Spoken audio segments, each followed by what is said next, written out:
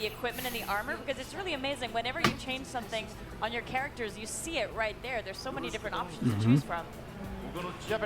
That was something that I really liked as well.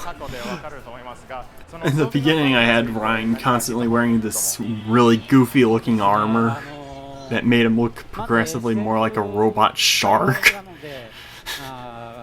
着てかっこいいやつというのを目指して作ってます。で、中にはちょっとこうセクシーなやつもあったんですけれども、特にこう世界で売るってことを考えると、そこの調整が非常に大変だったと思います。はい。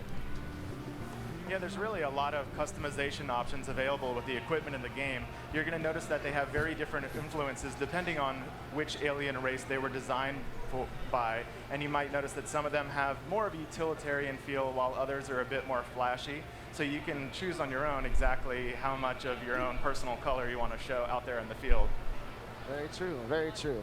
All right, now let me go ahead and explain what this mission is going to be. So this right here is a heart-to-heart mission. So after going on one of these missions, I built a lot of affinity, as we talked about before.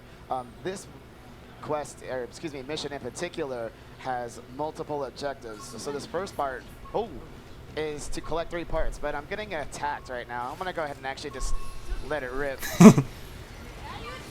Get everybody a little sneak peek, some combat. Oh, this guy's already super tough. Level 18. We'll get right into it though. And these guys are level 16, I think. Up on the screen, you have a lot of different information presented to you. You can see how your characters are doing their hit points. You are controlling your own attacks, and then the party members around you are auto-attacking, but they're also shouting commands out at you to help you with, maybe do this. This is going to be a good idea, because your party members have been out surviving in Mira a little bit longer than you have. And an arts palette on the bottom that's going to be very familiar for folks who played Xenoblade Chronicles. What's nice, though, is even though you're getting all this information, you don't necessarily have to pay attention to it. It's there if you want to take advantage. Was that an air slash? You can actually turn off certain elements if you'd rather not have that present on the screen.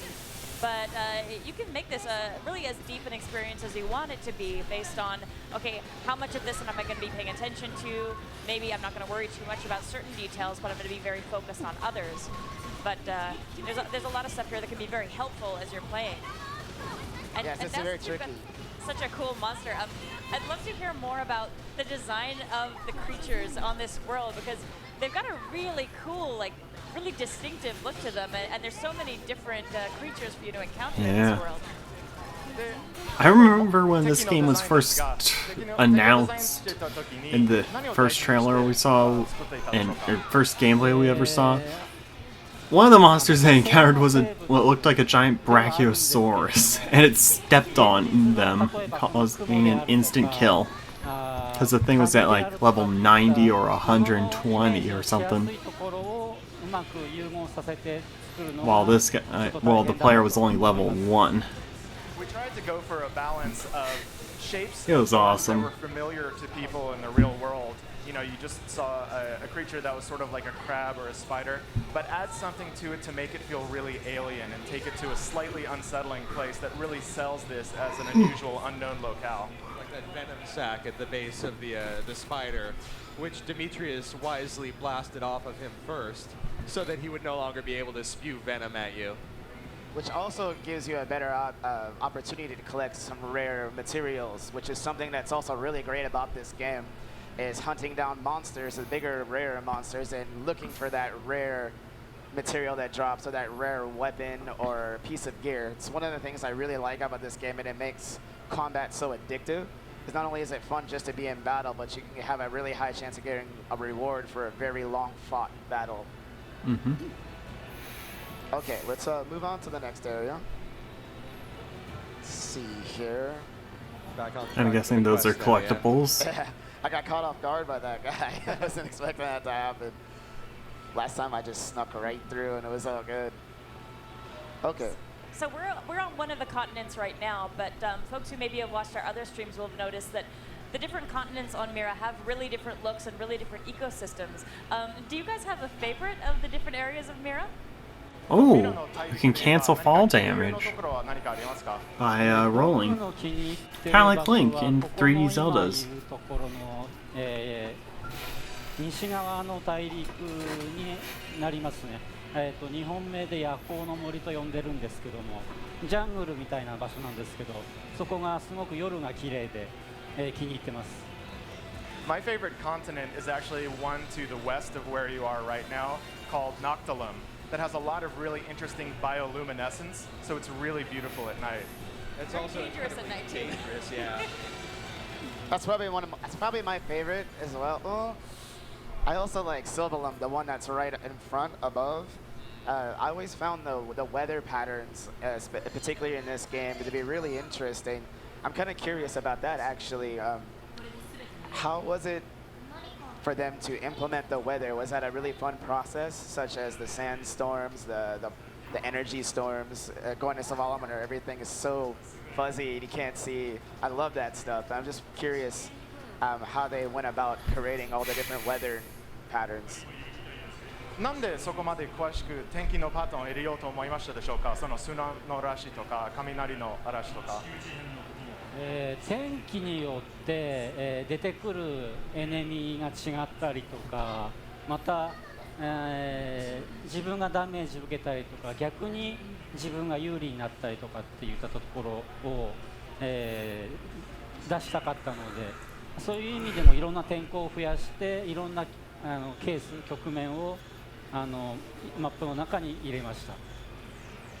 Well, the way that we're using weather in this game is it can allow for certain enemies to appear. Like some enemies might only be available on that part of the map when it's raining. Also, certain weather patterns will give you buffs or debuffs. Wait, what? Depending on what you're wearing or what the weather is. Oh, okay. And once we included it as a mechanic like this, we just decided to run with it and think of some interesting different ones that we could include. Huh. I think it really gives the game a unique sense of atmosphere and design. It really makes the planet feel exotic. That's probably the coolest thing. I think on top of all the awesome artwork. It's interesting how much. You know, I scarier thought that Mirror would have gets been at something night that as would well, have been in because you get some Xenoblade, really considering at intense 1.1 monsters, so party member if you're a little was nervous as soon as it's nighttime, you're thinking maybe I'm to gonna have the actually cutscene save, dedicated to just wait him this out. needing Yeah, for me, warmer I know armor. Previous ones that we have done here But before it live, didn't affect him I was at always all, scared of gameplay going wise. through It was just Noctilum, the one cutscene that stuff. He was saying is his favorite because it's so deadly at I have a nighttime. few quests where I'm so overwhelmed by the level of the enemy that I just bolted and just kind of skulked my way around the corners and tried to not be seen by any of the enemies as I'm moving. Let's see here. It's I think I'm pretty gonna tense. swim across. I'm gonna actually go ahead and travel. We're a little You're bit gonna do a faster. Quick travel. Yeah, I'll swim across, but it's probably not the most interesting thing. But I So- love the idea that you can swim though. So Oh, we right need to now see in your this quest. monster. Oh, jeez. my. Get a look at that guy. No, that's not the thing that stepped on So right now in the your quest, first you've, person that played found the this. 3 missing parts of the white whale, and you picked Last up a E3. distress signal, and now you're investigating that distress signal. What was right? it the E3 Correct. before that? And that's something cool to point out is how it's not just defeat this monster or pick up this item. We did pick up some some items. Now it's doing a little bit more than just that. Actually, I have to defeat a boss now, so I guess it is defeat a monster, but it gets more of into an investigation. It's really cool. I always liked how it adds all the steps.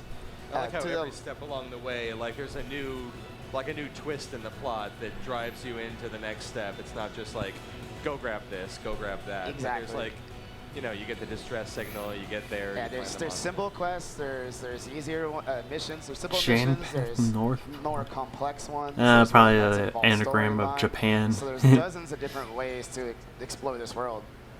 So one of the things I think is really distinctive about the game is just how open the world is, and the fact that I know your team worked really hard to make sure that if you could see something, you can actually get there. There aren't even loading screens separating you from these areas. You can run to something, climb to something, swim, or maybe you're going to be flying your Skell up to something.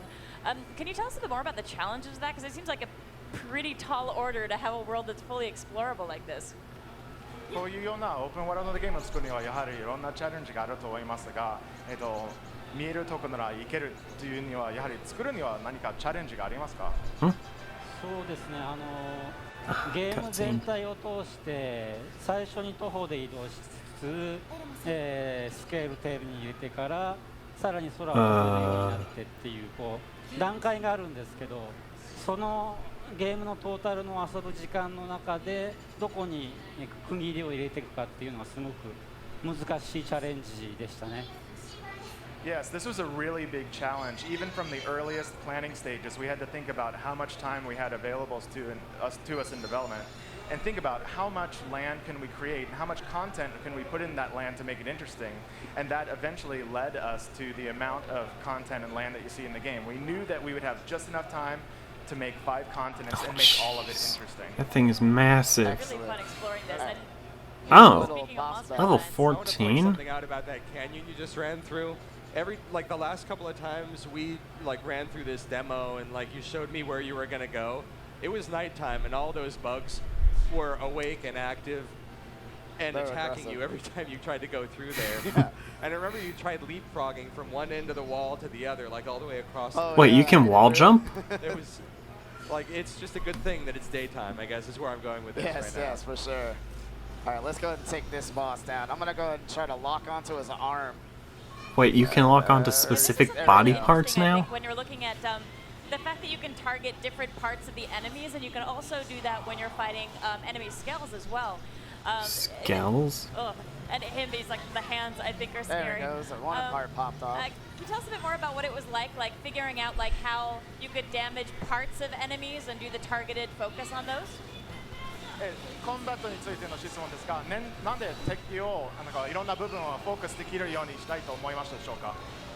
ですね、敵の部位によって得られるアイテム、マテリアルですね、それが異なるので、いろんな部位を壊して手に入れてもらえるように設定してあります。There's a couple of reasons we wanted to make it so you could target different body parts of the enemies. One is so that you could disable a particular kind of attack if you were having trouble with that while fighting the enemy. Oh, Another is jeez. that if you target a certain part of the enemy, it changes what sort of materials they will drop. So if you target the horn of a horn creature, Okay. it might drop that horn. Nice. That was a close one. That was a lot closer than I thought it was gonna be. Yeah. So that guy has like a really powerful punch, and it can be in the right conditions a one-hit kill. And I saw you lost Lynn partway through there, but you landed it. Yeah, that's why I was a little quiet and focused, because I have to make sure to direct him. I have to always kind of like stay to the sides, because if he hits me, it's pretty much or close to enough a one-hit KO. I know that Elmo was getting low on life, so I had to make sure to keep my eye on everything and let all the healing properly go through. So before you progress past here, there's something I've always wondered about. Can you go to the thing? I think it's behind you. It looks like legs. Oh, right Yes. here. Can you please tell us what the story is with these legs? Because they're so creepy, and it looks like that monster maybe just ripped someone in half and left part of it. このトレジャーボックスはドールの足ですか？そうですね、異星人のドールの足になります。So- Yes, this is the remnant of an alien skull that Oh, was damaged in combat. that's a skull? Oh, Excellent. Although I can't open it because I don't have the skill for it yet. I was gonna say maybe that's why it's so challenging for you, is because it's like this new thing you've never seen before. I love that. It almost looked like half of a backstory that you Telethia. see just from the terrain. Geronimo! My stomach. Shortcut. oh, nice. Anywhere you can see, you can go. So it's all. Can you even go on top of that mountain short way or around. tree? So on top You of probably all can. the different monster species that you run into on Mira, I wouldn't put it there are past some them. other intelligent species as well as the Nippon that you get to encounter as you're playing the game. Can you tell us a little bit more about developing those other sentient species that you get to interact with? この星にはノコン以外にもなんかその知能を持ってる宇宙人の種類がいっぱいあると思いますが、それについてなんか他の種類について語っていただけますか？そうですね、ノポン人以外に、友好的な、異星人が2つぐらいいたかな、はい、でそれ以外に敵対する、バイアスって呼ばれる、異星人もいます。はい。So in addition to some of the friendly species, you're also going to encounter some hostile species, not all of which are native to Mira. One of which that you encounter is the bias, which I think we're calling the prone in the localized version, is that correct? Yeah. Prone? So you're going to have some unfriendly encounters with them pretty quickly. We've shown off a little bit of that in previous Treehouse lives. Yeah. They're not pleasant. That's for sure. You run into them a lot after a while, actually. Yeah. All right, so what happened here was they got a distress signal, and it was from Marina. We wanted to make sure that she was okay. That's when I went and found the simian there, went from the distress signal, defeated him, and then jumped off and found that she was okay. She's a little hurt, but everything's all good. And that's gonna be the end of the mission. I just need to go turn it in. Nice. One thing I'd like to actually point out, if we could take the opportunity to maybe show, since we got some time here, show a little bit, let's see, go into party. Maybe we should talk about battle cries. Sure, we can talk a little bit about battle cries. They're complicated. They're real complicated to explain, at least like from the writing standpoint. So basically, every character will do like a shout out in the middle of a battle, telling you what kind of skill, what kind of art they want you to use. And we've shown this screen before, so I thought this would be pretty cool to people actually see how crazy this can go. Like I said, it's complicated. So this is still under development, but I thought it would actually be pretty neat is to see like all the options and the stuff that you have. So I know a lot of people have actually seen us showing the combat and the way everyone has attacks and their little text pops up above their head. And they're like, do this attack, do an orange attack, do a melee attack.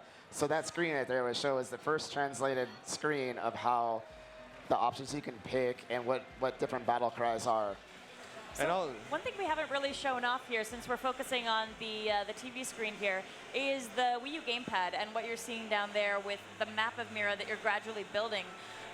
Could we learn a little bit more about how the gamepad functionality was developed? Because I think the hex map system is really interesting, and how you're gradually exploring this completely unknown planet as you're playing the game. で、地図についての質問ですが、なんでこういうセグメントのシステムにしたいと思いましたでしょうか？今回ワールドマップ全体の地図が、オープンワールドという形態をとっているので、どうしても行けるところがありすぎて迷っちゃうかなというふうに感じましたので、それを避けるために明確な目的を設定するために結構セグメントという形でマップをかなり細かく分けてみました。Well, one thing that happens when you design such a large area in an open world game is people don't really know where they should go or what they should do next. But we found that when we divided into these hexagonal segments, we could make sure that we were spacing out interesting objectives and things you could discover on your own, unique creatures, and give people the feeling that they were sort of filling in all the blanks as they moved through the world exploring it.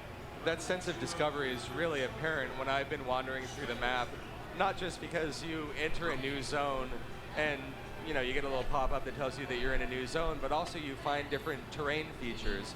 There's I forget the name of it right now. It's like a unicorn-shaped rock. It might just be called Unicorn Rock. Avalanche. And you can find that in one of the zones as you're walking around, and you get like a little pop-up that tells you that you've discovered a new landmark.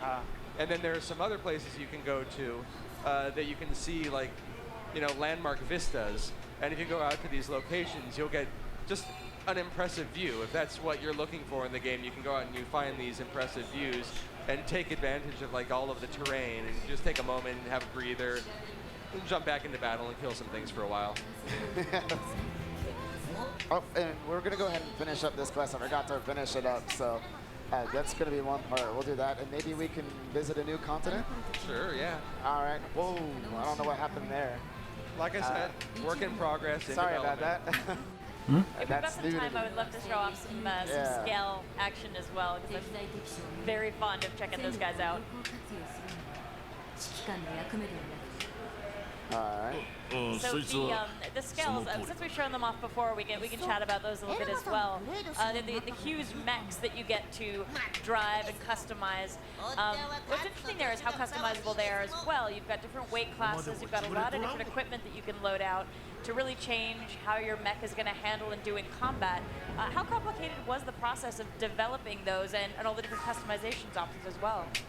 またドールの装備についてですが、そういうような武器とか防具をいっぱい作るにはやはりチャレンジがあったでしょうか。